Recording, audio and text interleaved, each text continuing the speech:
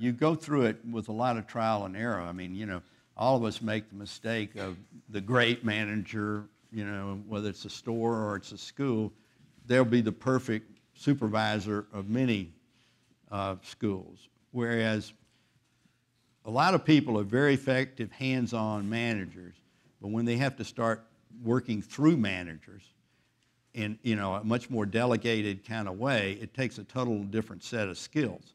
And if you then go one more layer up and you're doing, rather than 20 stores, you're doing 100, or rather than doing 100, you're doing 1,000.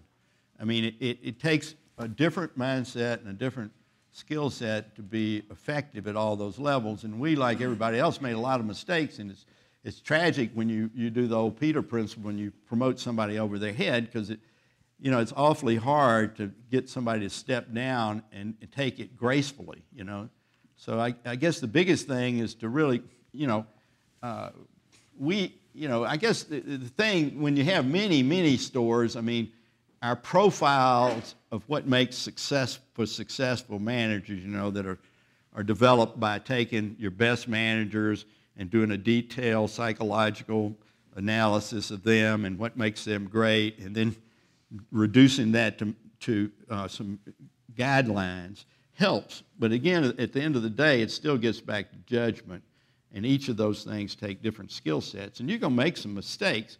It's just the key to the management is to address those mistakes quickly rather than let them linger, and try to do it in a graceful way where you can find a job that suits that person's skills.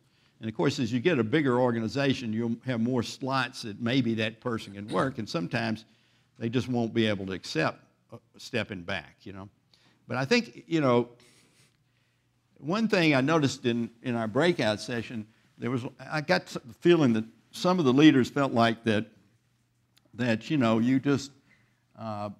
you had to move these principles up, because otherwise they're going to get burned out and leave, and so you need to find a less demanding job. To me, that says to me that you need to find a way to structure that job for the principal where it's not a total burnout. I mean, I love people that put in 90 hours a week, God bless them, but they can't do that the rest of their lives. And you need, organizations, as they get bigger and they mature, you need that tenure and that experience, and it also helps your culture too if you have principals that have been there 20 years and they're happy as a lark being a principal. They don't feel like they're failing that they hadn't moved up, nor do they feel like they can't have a family because they got to work 90 hours a week, And I don't know what the answer is to the structure. You know better than I do. But there's got to be a way to structure it. I mean, if we find that a manager has to spend 90 hours a week, we'll have an assistant manager, and we'll reallocate the responsibilities, or you'll reallocate among. There's got to be a way around that. I think it's sort of like, the old, I went through an initiation deal. I ran that school and I worked 90 hours, and by God, everybody else is going to do it. Well, it may not be in your interest to have people turning over every 4 or 5 years, I think that's the one thing that I haven't seen any of the charter operators that have really come up with a solution for that. But I think it's imperative if we really want to become the system over time. We want to become the deal. We got to figure out how to make that a meaningful job, because really that's the most important job in the whole system.